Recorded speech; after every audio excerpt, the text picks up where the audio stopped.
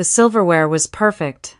Every knife angled exactly 1 inch from the plate edge, every napkin folded into a crisp swan, every candle trimmed to the same height. I know, because my mother-in-law, Diane, had measured them. With an actual ruler. She set it down on the dining table, the way a surgeon sets down a scalpel, with absolute confidence that her precision was not optional. I stood near the kitchen doorway, watching her work, and thought, this is what it looks like when a woman has spent 40 years making sure no one could ever criticize her table settings. And still felt the need to check. My husband, Colin, was outside with his father on the back deck of the Hargrove estate, the kind of house that had a name before it had a family. They were laughing. That easy, unearned laughter that men like them produce without effort, like breathing. I had been married into this family for 14 months. I was still learning how to smile without it reaching my eyes. Vivian. Diane's voice came from behind me, clipped and polished like her nails. Would you mind moving your bag from the entryway? It's sitting in front of the mirror. It was a small tote. A soft leather one I'd bought with my first paycheck from my architecture firm. I'd put it there when we arrived 40 minutes ago, and in 40 minutes, no one had tripped over it, bumped into it, or been inconvenienced by it in any measurable way. But it was in front of her mirror. Of course, I said, sorry about that. She didn't say it was fine, she never said it was fine, she just nodded and turned back to the candles. That was the thing about Diane Hargrove. She never raised her voice, she never made a scene. She had 100 quieter ways to let you know that you didn't quite fit a certain pause before she said your name, a smile that stopped just short of her eyes, a way of introducing me at parties that somehow always left out what I did for work. This is Colin's wife, she'd say. And then she'd pivot to someone else, leaving me standing in the conversational equivalent of an empty room. I moved my bag. I fixed my smile. I took my place at the table. Dinner that night was for 9 people. Diane and my father-in-law, Howard, Colin's older brother, Brett, and his wife Sylvia, who had been absorbed into the Hargrove identity so thoroughly she sometimes corrected my grammar on Howard's behalf. An aunt, 2 family friends with old money and newer opinions, and me. I was the only one at the table who had grown up in a house without a guest wing. I was also the only one who had paid for my own college education. A fact that had come up exactly once, at our engagement dinner, when Howard asked which sorority I'd been in. When I explained I'd worked nights to afford tuition, he'd looked at me the way people look at a foreign film without subtitles. Interesting, he said. And then asked Colin about his golf game. Vivian, Howard said now, reaching for the bread basket, Colin tells me you're still at the same firm, haven't moved up yet? I kept my voice even. I was promoted to senior associate last spring, actually. I'm leading the Delacroix mixed-use project downtown. He tore his bread slowly. What's the budget on that? 11 million. That's a nice little project. He nodded like I'd told him I'd learned to ride a bike. Sylvia, how's the renovation coming on the Nantucket house? Sylvia beamed. The conversation moved on. Colin reached over and briefly touched my hand under the table, the way you reassure someone after a near-miss accident. Comforting, but a little too late to matter. Later, when I was helping clear the plates, Diane touched my elbow in the kitchen and said, You know, Howard just worries about stability. He wants to know Colin is taken care of. I looked at her. I take care of myself, Diane. And Colin and I take care of each other. She gave me that smile. The one that ended before it started. Of course you do, sweetheart. I didn't say anything else. I finished clearing the plates. I drove home in the passenger seat while Colin talked about the golf trip his father was planning, and I stared out the window at the dark highway and thought about the word sweetheart, and how it had sounded less like affection and more like a small door being very quietly closed in my face. I don't know exactly when I started to feel it. That low, persistent hum of something being off. It wasn't any single moment. It was an accumulation, the way water damage works invisible until the wall caves in. The first sign had come 4 months into our marriage.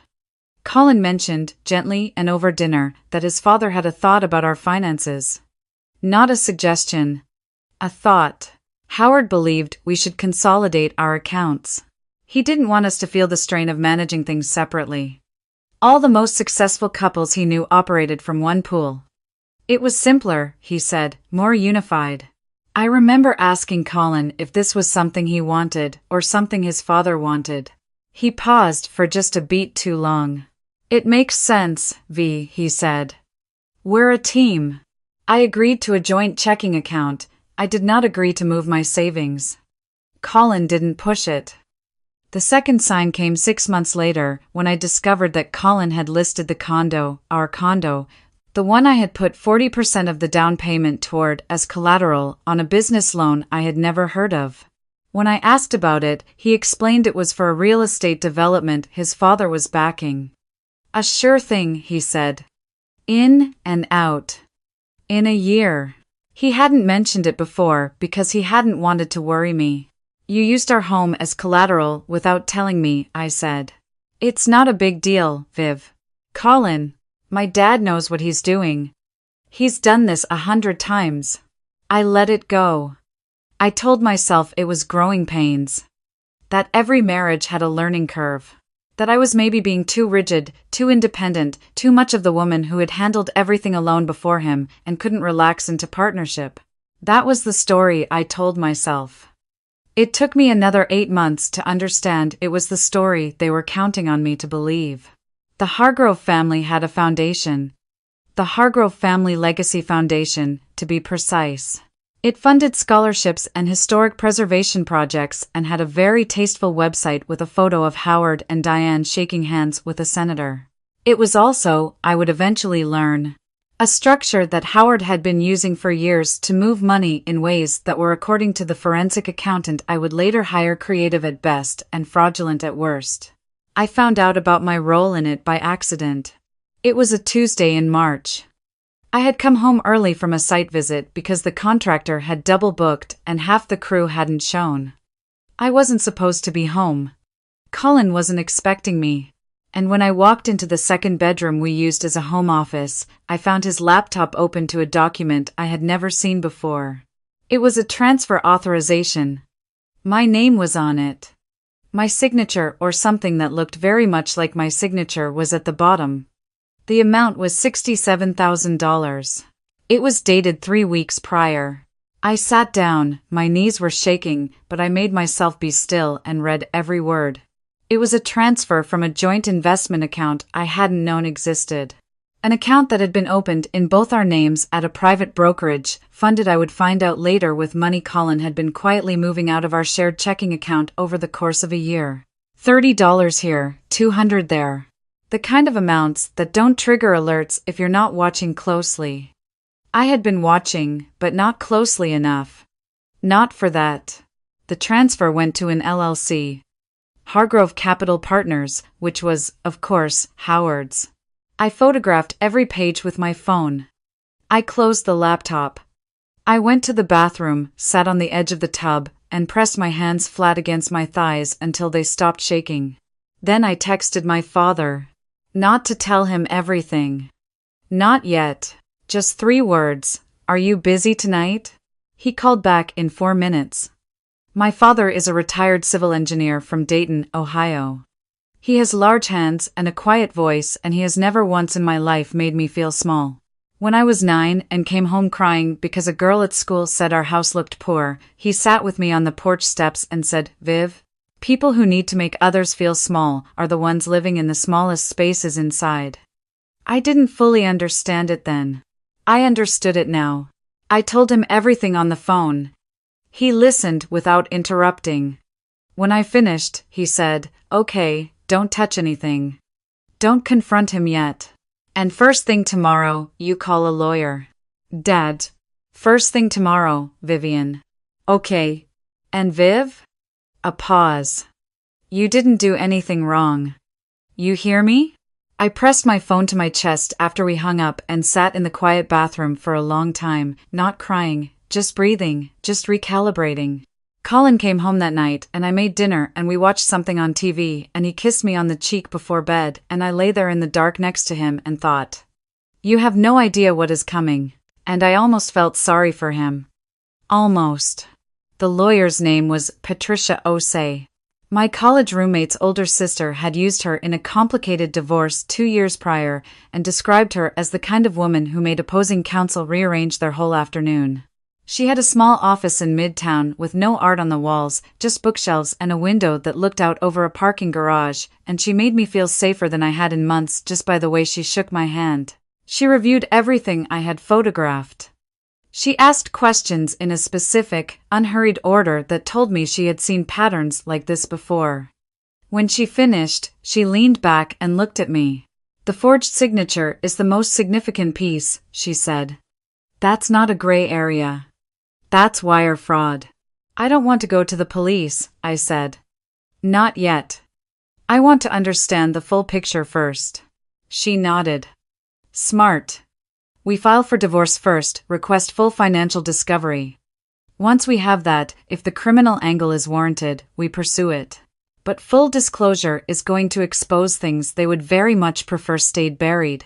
How long will they have to respond to discovery?" She smiled. "Just slightly. Not long enough to hide everything. Not with what you've already documented." I retained her that afternoon. I paid her retainer from my personal savings account, an account Colin had never had access to, because I had kept it separate from the beginning on the quiet insistence of something in my gut that I had learned, long ago, to listen to. What came out over the next 6 weeks was not surprising, exactly. It was more like watching a puzzle complete itself, each piece, not shocking on its own, but together forming a picture that was difficult to look at directly. Colin had been diverting money from our joint account for 16 months. The total was $94,000. Of that, $67,000 had been transferred to Hargrove Capital Partners via my forged signature. The remaining $27,000 had gone to what Patricia described, in her precise way, as personal expenditures inconsistent with disclosed income, a short-term lease on a furnished apartment. Flights to cities he'd told me were work trips. A credit card in his name alone. Charged with a kind of mundane intimacy, dinners, groceries, streaming subscriptions that told its own story without me having to ask the question directly. I didn't ask it anyway. There was no longer a point. What I had not anticipated was Howard's involvement in the forgery. Patricia's investigator traced the document creation back to a computer at Hargrove Capital Partners' registered address. Howard had not just been the beneficiary of the fraud. He had facilitated it, possibly authored it. Whether that was his idea or Colin's, whether my husband had gone to his father for help covering up his own diversion, or whether Howard had orchestrated it from the beginning and Colin had simply followed, I may never know for certain. It doesn't change what happened. Patricia filed for divorce on a Wednesday. She timed the financial discovery request to land in the same envelope. She was precise about the jurisdiction, a choice that limited Howard's ability to slow-walk the process through friendly local judges he'd been cultivating for 30 years. Colin called me that night from his parents' house. I could hear Diane in the background, her voice tight and controlled. He said, "Vivian, I need you to call this off. Whatever you think you found, it isn't what it looks like." "It looked like my signature on a document I never signed," I said. "Authorizing a transfer I never approved." Silence. "We can fix this," he said, "if you just call in." My voice was steady. "Don't." He tried 3 more times over the next 2 weeks. Once with an apology that was really a negotiation. Once with an offer half the amount, he said, "No questions asked, just make it quiet." Once, at 8 in the morning on a Sunday, with a voicemail that lasted 4 minutes and said nothing that hadn't already been said, just louder and with more desperation, the way people repeat themselves when they've run out of new arguments. I didn't respond to any of them. Patricia had told me not to, and I was learning, finally, to let someone else do the talking on my behalf. Howard was a different matter. He didn't call. He sent an intermediary, a lawyer named Gerald from the firm Howard had used for 40 years, a man who arrived at Patricia's office with a leather briefcase and an offer that was supposed to feel generous. A settlement. A confidentiality agreement. A number that was significant enough to signal seriousness, but not large enough to acknowledge what had actually been taken. Patricia read the offer. "Set it down." Looked at Gerald. Tell Howard, she said, that if he wanted a quiet resolution, he should have chosen a different approach 14 months ago. Gerald left. Patricia turned to me. They're scared. Good, I said. The deposition happened on a Monday. I had been prepared for it to be difficult. Patricia had walked me through every likely question, every pressure point, every moment where opposing counsel would try to reframe the narrative, position me as the unstable young wife who didn't understand high-level finance, who was looking for a payday, who had misread a document she wasn't meant to see. What I hadn't been fully prepared for was seeing Colin across the table. He was thinner. His suit was a little loose in the shoulders in a way it hadn't been before. He looked like a man who hadn't been sleeping, and something in me that was not yet fully hardened registered that and felt the faint echo of the person I had loved. Then his lawyer started asking questions, and the echo went quiet. They tried every angle. They suggested the signature might be a clerical error. They floated the theory that I had authorized the transfer verbally and simply forgotten. They produced a text message, heavily stripped of context, in which I had once said to Colin, "Whatever you think is best, I trust you," meant in reference to a furniture decision and weaponized now as blanket financial consent. Patricia dismantled it without raising her voice. That was her particular skill. She didn't attack, she simply removed the scaffolding, piece by piece, until the structure had nothing left to stand on. 3 weeks after the deposition, Howard's attorney contacted Patricia with a revised offer. Significantly higher. Still with the confidentiality clause. Patricia and I sat across from each other in her office. She pushed the paper toward me. "It's your decision," she said. "The confidentiality is the real ask. The money is the sweetener." I looked at the number. It would have been more than enough to walk away clean. To buy a new place, restart, put the whole thing behind a wall I never had to look over. "If I sign the confidentiality agreement," I said slowly, "and Howard does this to someone else." "Yes," Patricia said simply. I pushed the paper back. "Then no." She didn't look surprised. She picked up her pen and began writing her response. The counteroffer we sent declined the confidentiality clause entirely. Patricia added, almost as a footnote, that we were prepared to cooperate fully with any regulatory bodies who might have interest in the financial structure of Hargrove Capital Partners. It was not a threat, technically, it was a statement of fact. But the distinction, at that level, doesn't matter much. Howard withdrew from the board of his foundation 2 weeks later. A quiet notice, no press release. The kind of move that means someone has had a conversation with an attorney and come to understand that certain things are no longer advisable. I don't know if he is still under investigation. That's not mine to follow. What I do know is what came after. The divorce was finalized on a Thursday in early November. It was raining. I wore a dark blazer and flat boots, and I drove myself, and I sat in the hallway of the courthouse next to Patricia, and we drank bad coffee from paper cups, and when it was over, we shook hands and she said, "You were a very good client, Vivian," and I said, "You were a very good lawyer." Then I drove to my father's house. He had made chili. My father always makes chili when he doesn't know what else to do, and I walked in, and the whole house smelled like cumin and warmth, and I sat down at the table. I had grown up eating at a plain wooden table with a scratch on one corner where I had dragged a bike indoors once when I was 7, and he put a bowl in front of me and sat across from me and I didn't ask me anything. Just sat there. We ate together. We watched the news. He fell asleep in his chair around 8:30. I covered him with the blanket that has been draped over the arm of that chair for as long as I can remember, and I sat on the couch in the dark and quiet of that ordinary, unpretentious house, and I felt something release in my chest that I hadn't realized I'd been holding. This was what I had been trying to earn in the Hargrove house. This. Not the marble countertops or the correct silverware angle, just a table with a scratch on it. A person who fed you and sat across from you and didn't need you to be anything other than exactly what you were. I started over the way people who have had things stripped from them start over cautiously, with attention paid to foundations. I found a sublet. A small, bright apartment on the 3rd floor of a building near the park, with tall windows and a radiator that knocked every morning and a view of a coffee shop across the street that I visited every day for the first month just to feel the rhythm of somewhere new. I went back to work. The Delacroix project had moved forward without me during the worst months, carried by a junior associate I had mentored, and the week I returned, she gave me a full briefing and a large iced coffee and said, simply, "We held it together. Welcome back." I had to look at the ceiling for a moment before I could respond. I also, in the quiet of those first months, did something I had been told was inadvisable by everyone except Patricia and my father. I sent a detailed letter, not to a newspaper, not to anyone's social media, but to 3 women who had been in preliminary discussions with Hargrove Capital Partners about an investment opportunity. Women I had learned about through discovery.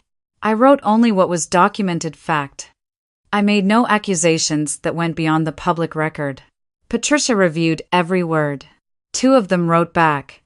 1 of them had already signed. She used the letter to pursue her own legal action. I don't know how that resolved. She stopped writing back after a few months, and I chose to read that as a good sign, or at least a forward-moving one. What I do know is that Colin reached out one final time, 9 months after the divorce. Not a call. An email. Short, grammatically careful in the way of someone who has been coached. He wrote that he had spent a long time thinking about the ways he had failed me. That his father's influence had been something he didn't know how to push back against, and that wasn't an excuse, he wrote, just a context. He said he hoped I was well. He said he was sorry. I read it 3 times. I thought about the version of him I had married, who had been funny and attentive, and who once drove 40 minutes in a snowstorm to bring me soup when I was sick in my old apartment, before any of this. That person had been real. I hadn't imagined him. He had just, slowly, and without drama, chosen differently when it counted. I didn't write back. Not because I was still angry, I wasn't, not really, not anymore. But because an apology emailed 9 months later is not a beginning. It's punctuation. A period on a sentence that has already ended. I closed the email. I opened the window. The coffee shop across the street had a new chalkboard sign with a drawing of a sun on it.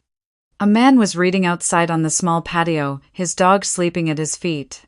Someone laughed at the corner, waiting for the light.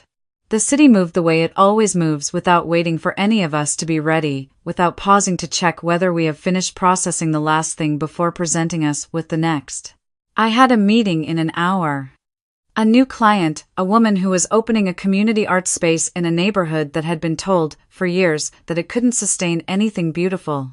She wanted the building to feel like it had always belonged there, even though they were building it from scratch. She had said that in her first email to me, and I had read it twice and then called her back within 10 minutes. I put on my jacket, I picked up my bag, the soft leather one, the one I had bought with my first paycheck, and I walked out the door. The morning was bright and cold and entirely mine. I went down the stairs and out into it without looking back, because the only direction that made any sense now was forward, and I had already learned, the hard way, everything I needed to know about the cost of standing still.